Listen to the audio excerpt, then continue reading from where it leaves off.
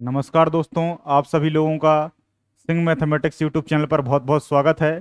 तो जैसा कि पिछली क्लास में हम लोगों ने डाइजेशन सिस्टम या डाइजेस्टिव सिस्टम को शुरू किया था, और इस डाइजेस्टिव सिस्टम में हम सारे ऑर्गन को एक एक करके पढ़ रहे थे, और जिसमें हमने सबसे पहले शुरुआत की थी बक्कल कैविटी से।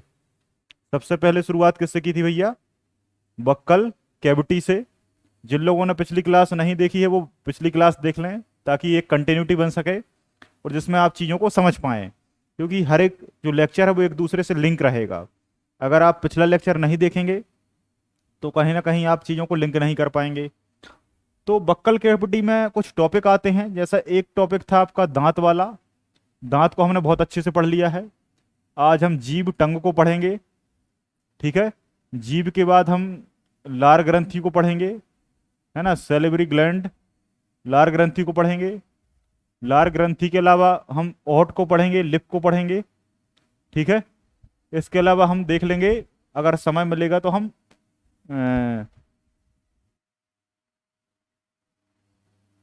यूसो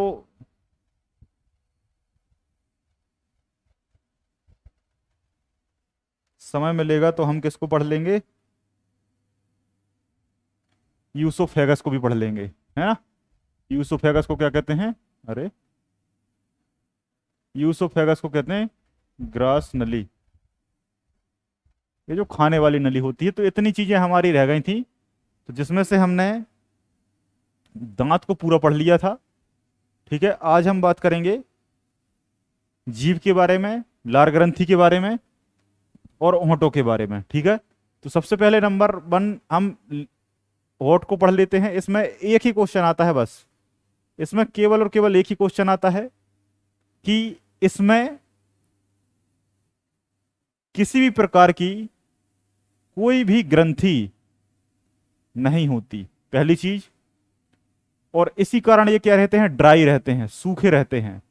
आप देखते होंगे आपकी बॉडी में कहीं भी बार बार ऑयल लगाने की जरूरत नहीं पड़ती। आपकी बॉडी में कहीं भी बार बार ऑयल लगाने की जरूरत नहीं पड़ती, लेकिन ओंठों में बार बार आपको कोई ना कोई ऑयल लगाना पड़ता है। क्यों लगाना पड़ता है इसके बारे में आपने कभी जाना नहीं था, लेकिन आप समझिएगा, इसमें कोई भी ग्रंथि नहीं होती, है ना। ऑयली ग्लैंड, है ना, आप लिख सकते हैं कोई भी जो ऑयली ग्लैंड है वो इसमें नहीं होती। ऑयली ग्लैंड जो है वो इसमें क्या है? एब्सेंट होती है, ठीक है। इस चीज को आप याद रखिएगा। तो ये हमेशा ड्राई रहते हैं, इसमें बस यही आता है, इसके अलावा और कुछ नहीं आता। दूसरा इंपॉर्टेंट क्या है आपका? जीभ, टंग। जीभ बहुत इंपॉर्टेंट है। जीभ में जो आपका स्वाद है, जो आपका टेस्ट है, ये टेस्ट आपको मिलता है, ये बात आप जानते हैं। लेकिन किससे मिलता है ये टेस्ट? आपको किससे मिलता है? तो ये मिलता है वर्ड्स से। किससे? वर्ड्स। वर्ड्स को हिंदी में क्या कहते हैं? कलिकाएं कहते हैं। क्या कहते हैं भैया? कलिकाएं कहते हैं। तो आपको जो जीभ है, इस जीभ में टेस्ट मिलता है आपको। तो ये टेस्ट कैसे मिलता है?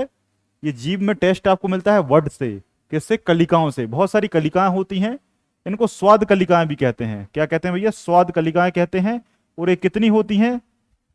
ये लगभग 4,500 प्लस, 4,500 स्वाद कलिकाएं आपकी जीभ में होती हैं, जो आपको टेस्ट प्रदान करती हैं। क्या करती हैं भैया? टेस्ट प्रदान करती हैं। अब जीभ में जो टेस्ट है वो कितने प्रकार का होता है ना। Type of test. तो टेस्ट जो है वो कुछ अलग अलग प्रकार का होता है, जो मैं यहां बताने की कोशिश करता हूं। ये मान लो आपकी जीभ है, ठीक है। ये आपकी क्या भैया? टंग है। थोड़ा सा सही से नहीं बना है, मैनेज करिएगा। तो ये जीभ है। इस जीभ में बहुत सारी अलग अलग वर्ड्स हैं, और वो वर्ड्स हैं जो कुछ भागों में बटी हैं। तो क्वेश्चन आता है कि देखो, ये वाला भाग कौन सा है? अग्रभाग है। अग्र तो जानते हो ना, सामने वाला। ये सबसे सामने वाला होता है। ये कौन सा भाग लेता है? ये लेता है मीठा, ठीक है। यही क्वेश्चन आता है कि जीभ का अग्रभाग किस स्वाद को पहचानता है, किस टेस्ट को पहचानता है? तो मीठा, ठीक है। जो स्वीट टेस्ट है उसको पहचानने में कौन सा भाग सहायक है? अग्र। तो अग्रभाग में जो छोटी छोटी वर्ड हैं, अग्रभाग में जो छोटी छोटी बर्ड हैं, ये किसको पहचानती हैं? ये पहचानती हैं आपके मीठा स्वाद को। इसके बाद ये जो निचला भाग है, ये पिछला भाग है, ये कौन सा भाग है भाई? ये पिछला, पोस्टीरियर। पिछला भाग जो है ये स्वाद लेता है आपका कड़वा। ठीक है, ये पिछला जो स्वाद है वो कड़वा स्वाद लेता है। कुछ लोग जब टेबलेट वगैरह खाते हैं तो आपने देखा होगा टैबलेट को यहाँ सामने रख लेते हैं। जब सामने रखते हैं तो वो कड़वी नहीं लगती। कभी भी आप टैबलेट को सामने रखिए जीभ के, आपको टैबलेट कड़वी नहीं लगेगी, आज ही रख के देख लीजिए। लेकिन जैसे ही आप पानी पीते हैं और जब टैबलेट यहाँ अंदर जाती है, यहाँ बीच में, तो आपको बहुत ज़्यादा कड़वी लगती है।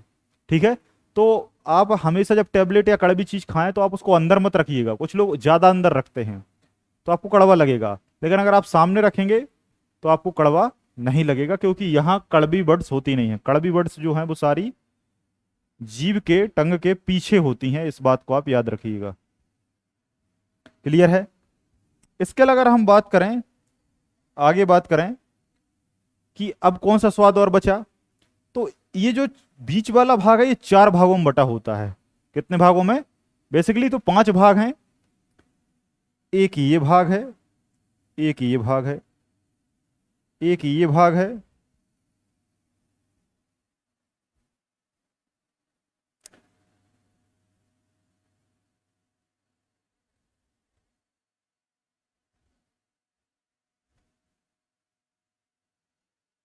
इस तरीके से।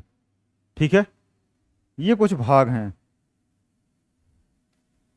अब ये भाग क्या करते हैं? अलग अलग स्वादों को लेते हैं। तो ये वाला जो भाग है ये स्वाद लेता है कौन सा भैया? नमकीन स्वाद, सॉल्टी। सॉल्टी जो टेस्ट है ये पूरा है ना, ये इतना जो भाग है यहाँ, ये समझो पूरा। ये इतना जो सेकंड वाला भाग है ये कौन सा स्वाद लेता है? सॉल्टी। ठीक है, सॉल्टी स्वाद जो है वो ये वाला भाग लेता है। देखो, इस तरफ भी लेता है और इस तरफ भी लेता है। ठीक है, उसके बाद ये वाला जो भाग है ये कौन सा स्वाद लेगा? मीठा हो गया, नमकीन हो गया। अब बचा है खट्टा।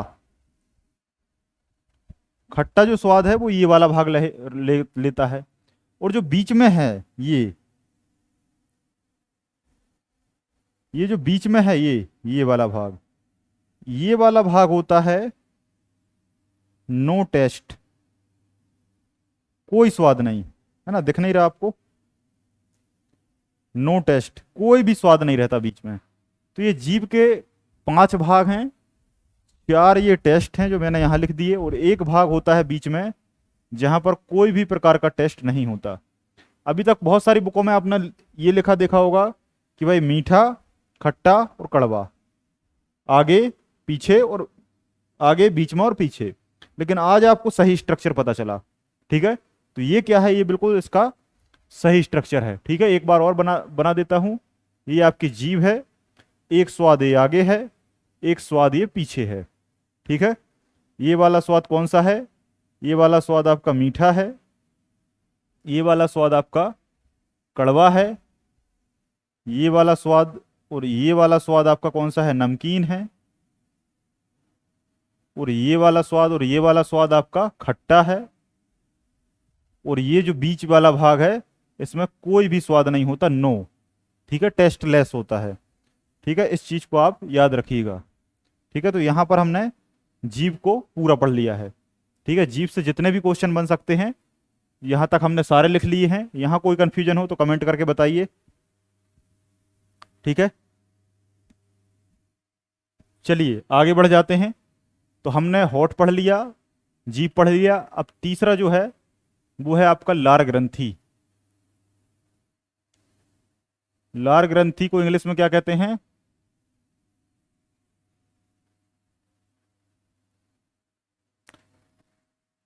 Salivary gland.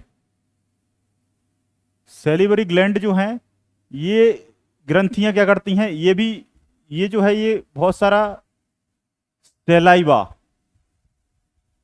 सैलाइवा मतलब होता है लार, इसको क्या करती हैं? निकालती हैं। क्यों निकालती हैं? क्यों निकालती हैं? ताकि खाना जो है वो आसानी से क्या हो सके? पच सके, पाचन के लिए, आसानी से पाचन करने के लिए, और खाने को लसा बनाने के लिए, ताकि आसानी से निगला जा सके। तो लार ग्रंथि जो है, ये लार ग्रंथि से लार निकलती है। लार ग्रंथि से क्या है, लार निकलती है। और ये लार क्यों निकलती है, ताकि जो खाना है वो अच्छे से मिक्स हो जाए, अच्छे से मिक्स हो जाए, और मिक्स होने के बाद वो आसानी से निगला जा सके और अच्छे से उसका पाचन हो सके। कुछ लोग जो होते हैं, कुछ लोग जो होते हैं वो बहुत सारा गुटखा वगैरह खाते हैं। मैं ये नहीं कहूँगा कि भाई वो बुरा है, वो अपना अपना शौक होता है। लेकिन जब बार बार थूकते हैं तो उससे क्या है, लार आपकी बाहर निकलती है। लार बाहर निकलती है तो उसका प्रभाव लार ग्रंथि पे पड़ता है। और जब लार ग्रंथि पे उसका प्रभाव पड़ता है तो लार ग्रंथि कहीं ना कहीं वीक हो जाती है और फिर उनका डाइजेशन सही से नहीं होता। और अधिकांश तौर पर गुटखा खाने वाले व्यक्ति दुबले पतले होते हैं, उनका जो शरीर है वो वीक हो जाता है। ठीक है, तो इसलिए लार को बचा के रखें। लार आपके लिए सोना है, आपकी बॉडी के लिए सोना है, गोल्ड है। क्लियर है। एक चीज और बताना मैं भूल गया, जो जीभ आपने पढ़ाई है, ये जीभ में कहीं भी आपको, कहीं भी आपको एक स्वाद नहीं मिला। एक लड़के ने मुझसे पूछा था ऑफलाइन में कि सर आपने एक स्वाद नहीं बताया, चिरपिरा। चिरपिरा को क्या बोलते हैं आप लोग, स्पाइसी। आपने स्पाइसी टेस्ट नहीं बताया कि चिरपिरा जो मिर्ची हम खाते हैं वो टेस्ट आपने इसमें नहीं पढ़ाया। तो मैंने उसको बताया कि देखो, हमारे जीभ में ऐसी कोई भी बड्स नहीं है जो कि स्पाइसी स्वाद को दे सके। तो फिर बच्चे ने मुझसे पूछा कि सर फिर हमें ये स्वाद कैसे मिलता है, ये स्वाद हमें कैसे मिलता है। तो फिर मैंने उसे बताया कि जो आपका स्वाद है, जो आपका स्वाद है, वो स्वाद आपका जो चिरपरा है वो चिरपरा स्वाद नहीं है, बल्कि जब आप मिर्ची खाते हैं तो मिर्ची जब आपके अंदर जाती है तो मिर्ची आपके जीभ को जलाती है, आपके मुंह को जलाती है। और वो जो जलन होती है उस स्वाद को हम क्या कहते हैं, स्पाइसी कहते हैं। तो बात समझ में आ गई, बात समझ में आई।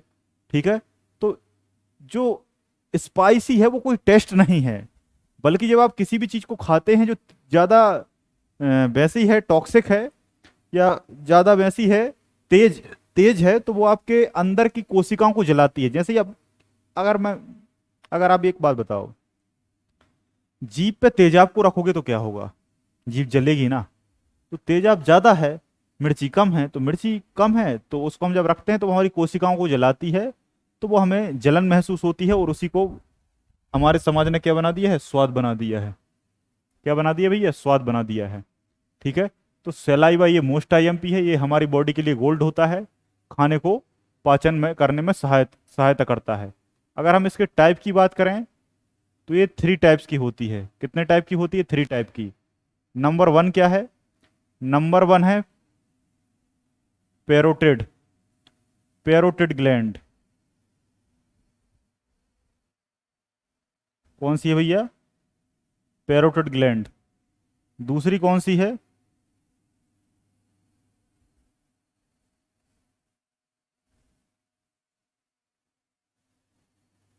दूसरी है सब मैक्सिलर ग्लैंड, सब मैक्सिलर ग्लैंड। और तीसरी कौन सी है,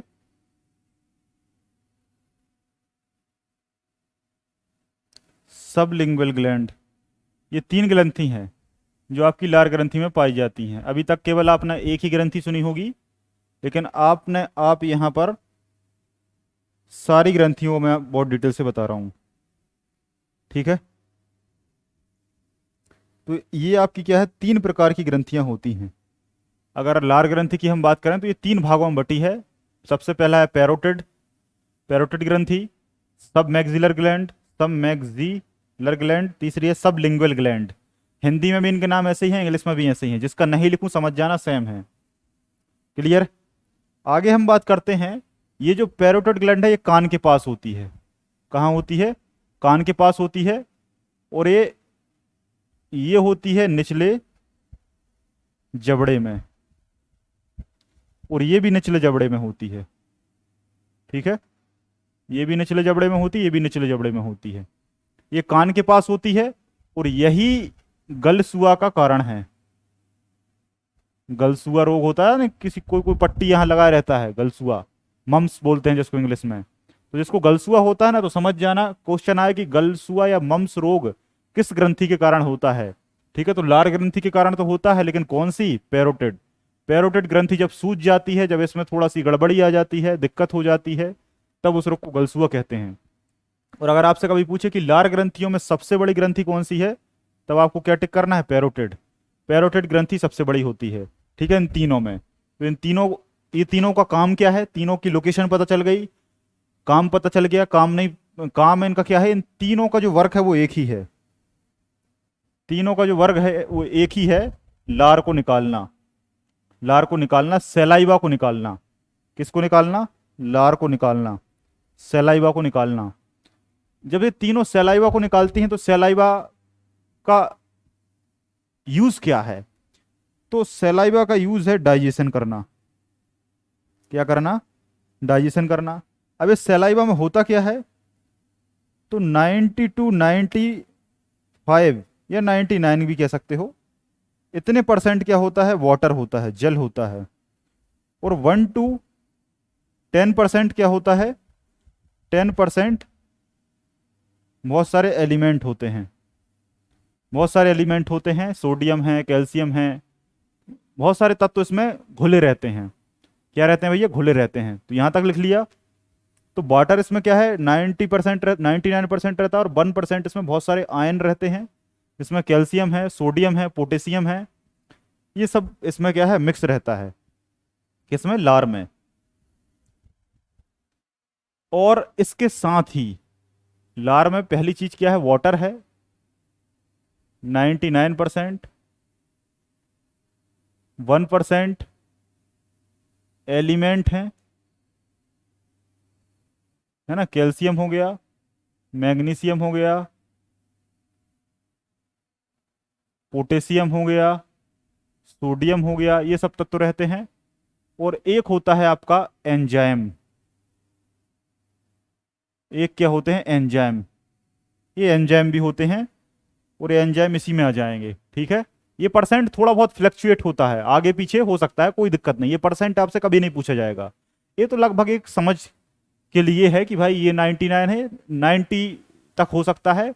और उसमें एंजाइम भी होते हैं। एंजाइम से क्वेश्चन आता है, एंजाइम से क्वेश्चन आता है।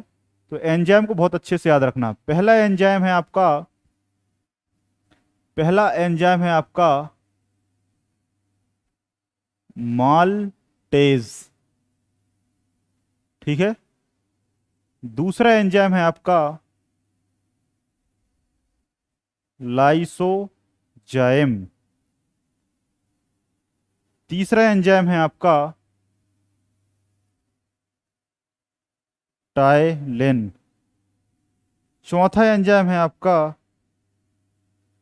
म्यूसिन।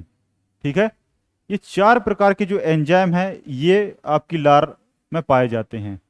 याद रखना, लार ग्रंथि अलग है और लार अलग है। लार ग्रंथि अलग है, लार अलग है। लार ग्रंथि को हमने पढ़ लिया, अब हम लार को पढ़ रहे हैं, है ना। ये हमने क्या पढ़ा?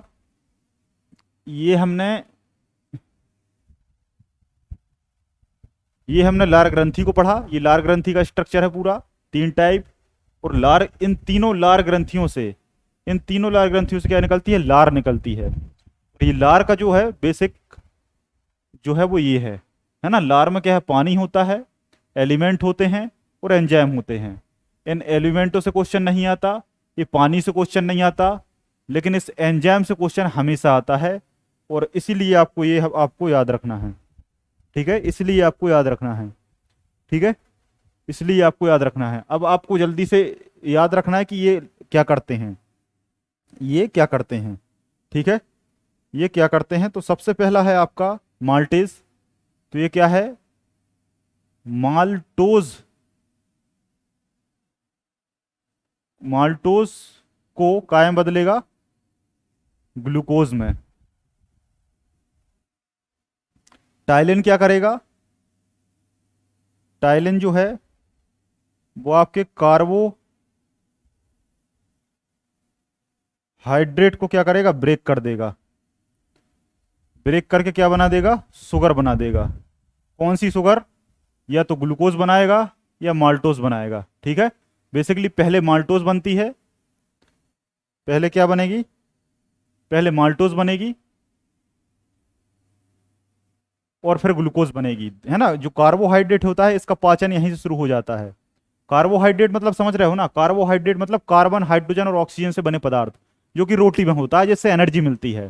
कार्बोहाइड्रेट आपने खाया, रोटी में रोटी को आप कुछ देर चबाएंगे ना तो रोटी मीठी लगने लगती है। आधे घंटे तक आप रोटी को चबा के देखिए, मीठी लगेगी। क्यों? क्योंकि कार्बोहाइड्रेट को ब्रेक कौन कर देगा? टाइलिन। किसमें? शुगर में। कौन सी शुगर में? पहले माल्टोज में ब्रेक होगा, फिर धीरे धीरे ग्लूकोज में हो जाएगा। माल्टोज में मीठा नहीं लगेगा, ग्लूकोज में जाके मीठा लगने लगेगा।